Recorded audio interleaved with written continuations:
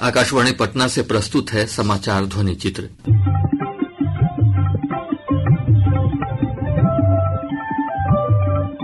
आज के इस अंक में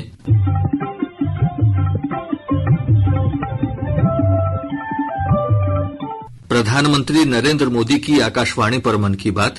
प्रधानमंत्री ने कहा, निर्दोष लोगों की हत्या करने वाले आतंकवादियों पर कठोर कार्रवाई की जाएगी।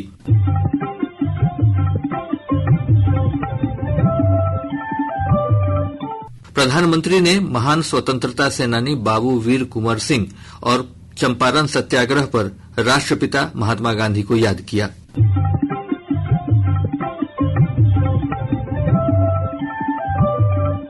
बात करेंगे आईपीएल में विस्फोटक पारी खेलने वाले समस्तीपुर के क्रिकेटर वैभव सूर्यवंशी की।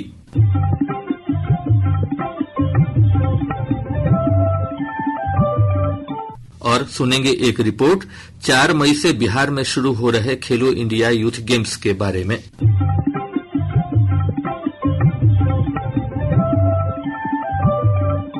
प्रधानमंत्री नरेंद्र मोदी ने आकाशवाणी पर मन की बात कार्यक्रम में कहा कि पहलगांव आतंकवादी हमले से पूरा देश आक्रोश में है।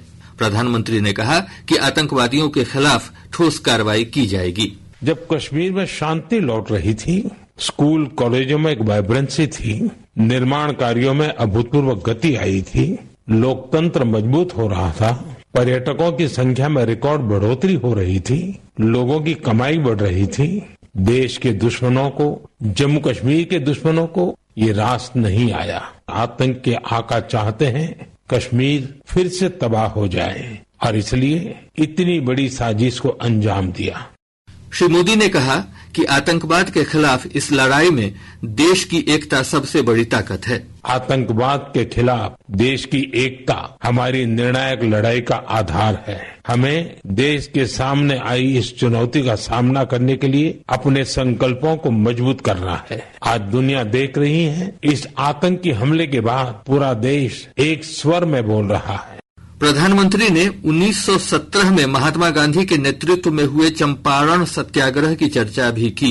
श्री मोदी ने कहा कि बापू के नेतृत्व में तब देश की आजादी की एक अनोखी लड़ाई लड़ी जा रही थी।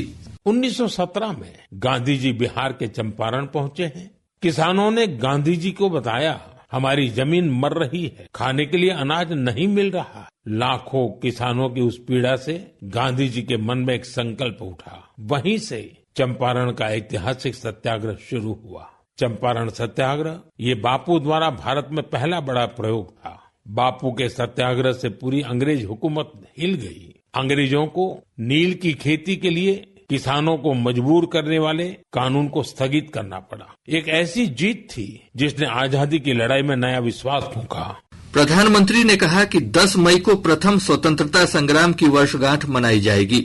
उन्होंने 1857 की क्रांति के महान नायक बाबू वीर कुंवर सिंह को याद करते हुए कहा कि देश को अपने इन महान सपूतों पर गर्व है। श्री मोदी ने कहा कि हमें स्वतंत्रता सेनानियों की अमर प्रेरणाओं को जीवित रखना है। अभी 26 अप्रैल को हमने 1857 की क्रांति के महान नायक बाबू वीर कुंवर सिंह जी की पुण्यतिथि भी मनाई है। बिहार के इन महान सेनानी से पूरे देश को प्रेरणा मिलती है। हमें ऐसे ही लाखों स्वतंत्रता सेनानियों की अमर प्रेरणाओं को जीवित रखना है। हमें उनसे जो ऊर्जा मिलती है वो अमृतकाल के हमारे संकल्पों को नई मजबूती देती है। प्रधानमंत्री ने कहा कि किसी भी प्राकृतिक आपदा से निपटने में जागरूकता सबसे अहम होती है। उन्होंने कहा कि अब प्राकृतिक आपदा की स्थिति में लोग अपने मोबाइल पर सचेत ऐप की मदद से सहायता प्राप्त कर सकते हैं। सचेत ऐप भारत की नेशनल डिजास्टर मैनेजमेंट अथॉरिटी ने तैयार किया है। बाढ़, साइक्लोन, लैंडस्लाइड, सुनामी, जंगलों की आग, हिमस्खलन, आंधी, तूफान या फिर बिजली गिरने जैसी आपदाएं हो, सचेत ऐप आपको हर प्रकार से इन्फॉर्म और प्रोटेक्टेड रखने का प्रयास करता है। इस ऐप के माध्यम से आप मौसम विभाग से जुड़े अपडेट्स प्राप्त कर सकते हैं। खास बात यह है कि सचेत ऐप क्षेत्रीय भाषाओं में भी कई सारी जानकारियां उपलब्ध कराता है। बिहार की धरती से क्रिकेट जगत में एक धूमकेतु का उदय हुआ है और समस्तीपुर के वैभव सूर्यवंशी ने आईपीएल क्रिकेट टूर्नामेंट में 14 साल की आयु में सबसे तेज शतक लगाने वाले प्रथम भारतीय होने का गौरव प्राप्त किया है। उन्होंने गुजरात टाइटंस के खिलाफ राजस्थान रॉयल्स की टीम की ओर से खेलते हुए 35 गेंदों में धुआंधार शतक जमाया। उनकी इस सफलता पर देश विदेश से लोगों की बधाइयों का तांता लगा हुआ है।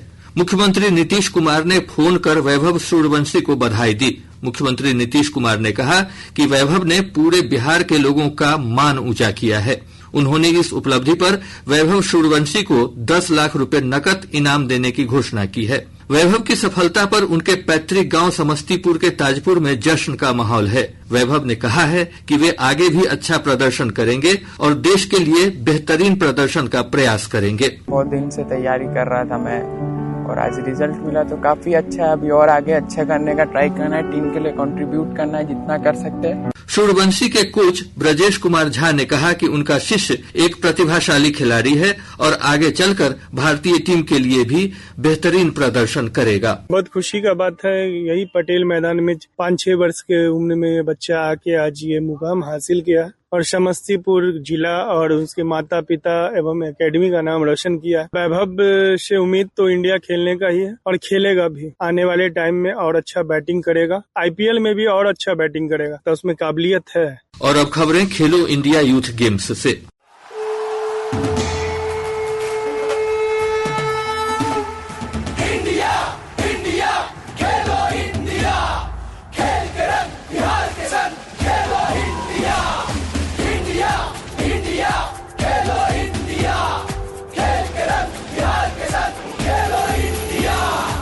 खेलो इंडिया यूथ गेम्स 2025 के भव्य शुभारंभ की तैयारियां जोर शोर से चल रही हैं। मुख्य उद्घाटन समारोह पटना के कंकड़बाग स्थित पाटलिपुत्र खेल परिसर में होगा। सुनते हैं हमारे संवाददाता की रिपोर्ट।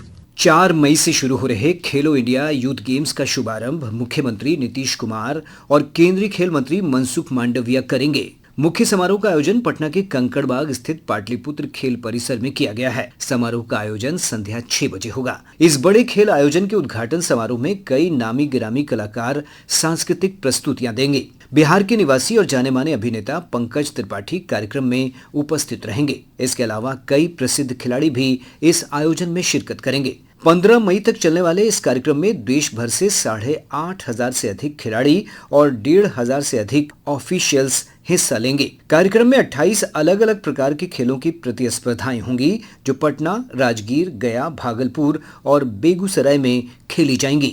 आकाशवाणी समाचार के लिए पटना से खालिद रशीद। इसके साथ ही आज का समाचार ध्वनि चित्र कार्यक्रम संपन्न होता है।